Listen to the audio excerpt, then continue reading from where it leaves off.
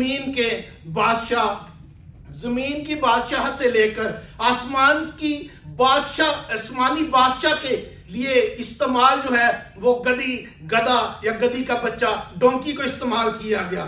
پہلی مرتبہ جب شاؤل بادشاہ جو اسرائیل کا پہلا بادشاہ تھا، وہ اپنے باپ کے گدھوں کو ڈھونڈنے کے لیے گیا تھا، وہ گدھوں کو ڈھونڈنے کے لیے نکلا تھا، گدھے ڈھونڈ رہا تھا، جنگلوں میں بیابانوں میں پھر رہا تھا، لوگوں سے پوچھ رہا تھا۔ لیکن کیا ہوا کہ خداوند نے سیموئیل سے کہا کہ اسے چن لے، یہ اسرائیل کا پہلا بادشاہ ہوگا۔ دوسری مرتبہ آپ کو پتہ ہے بلعام ایک خدا کا نبی تھا۔ عدد کی کتاب، گنتی کی کتاب، نمبرز کی کتاب، اس کے 22ویں باب میں بلعام ایک نبی تھا۔ اسرائیلی جب مصر سے نکل کر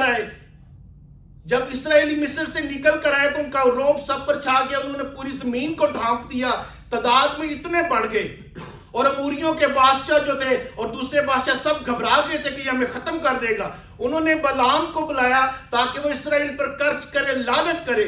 وہ نہیں چاہتا تھا، لیکن خداوند نے جانے دیا، اس نے کہا جا، لیکن جو کچھ اور جہاں جب میں کہوں گا تب تُونے کرنا ہے۔ وہ راستے میں سے جا رہا تھا تو خدا کا فرشتہ کسے نظر آیا؟ بلعام نبی کو نہیں نظر آیا، گدھے کو نظر آیا، اور وہ گدھا جو ہے وہ بولنا شروع ہو گیا، کیونکہ وہ بلعام اسے مارنا پیٹنا شروع ہو گیا کہ تو کیوں بار بار مڑتا ہے؟ اس نے کہا کہ سامنے دیکھ، خدا کا فرشتہ کھڑا ہے۔ گدھے کا بچہ بول رہا تھا۔ خدا کی بادشاہت کے لیے جب کبھی بھی آپ دیکھو گے جانوروں میں سے موسٹلی یہی استعمال ہوا ہے، گدھے کا بچہ یا گدھا۔ تیسری مرتبہ یسوع مسیح یروشلم میں داخل ہوتے ہیں تو ایک نبوت پوری ہوتی ہے۔ دوسرا، خدا ٹھکرائے ہوئے یعنی گدھے کو بے وقوف سمجھا جاتا ہے، تو یہ ظاہر کرتا ہے کہ خدا ٹھکرائے ہوئے کو، لیکن ٹھکرائے ہوئے جو ہے وہ ریبل نہ ہو جائیں، وہ باغی نہ ہو جائیں۔ ٹھکرائے ہوئے اگر حلیم ہو جائیں گے تو خدا انہیں اپنے لیے ضرور استعمال کرے گا۔ ذلت اور رسوائی یا بے عزت کیے گئے لوگ جو ہیں، یہ ٹھکرائے یا نکالے گئے لوگ جو ہیں، انہیں یسوع مسیح استعمال کرتا ہے، یوز کرتا ہے، مس یوز نہیں کرتا، ایبیوز نہیں کرتا، انہیں اپنے لیے استعمال کرتا ہے، عزت کے ساتھ استعمال کرتا ہے، عزت دیتا ہے، عزت کے ساتھ استعمال کرتا ہے۔ آج اس واقعہ میں ایک طرف بڑے بڑے لوگ ہیں، کاہن اعظم، یہودی بزرگ، اپنی دنیاوی عصمت کے ساتھ بیٹھے ہوئے ہیں، اور لوگ ان کو نظر انداز کر رہے ہیں۔ دوسری طرف یسوع مسیح ہے جس کے پاس سر دھرنے کی جگہ نہیں ہے، لیکن لوگ اس کی طرف کھینچے چلے آ رہے ہیں۔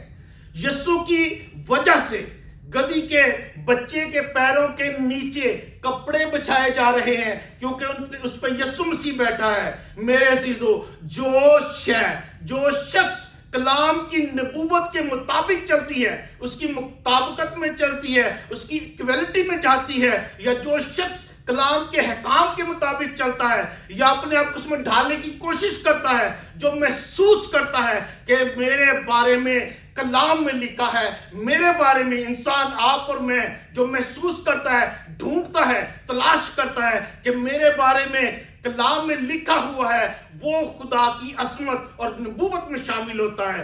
اگر آپ اپنا تجربہ کرنا چاہتے ہیں، ہم اپنا تجربہ کرنا چاہتے ہیں، تو دیکھیے اعمال کی کتاب اس کے دوسرے باب میں ہمارے بارے میں لکھا ہوا ہے۔ پہلا کرنتھیوں 11واں 12واں باب دیکھیں، یوحنا 3 باب 14واں باب 15واں 17واں دیکھیں، مرکز کی انجیل دیکھیں 16ویں باب میں میرے بارے میں، آپ کے بارے میں لکھا ہوا ہے۔ متی 28 باب میں ہمارے بارے میں لکھا ہوا ہے۔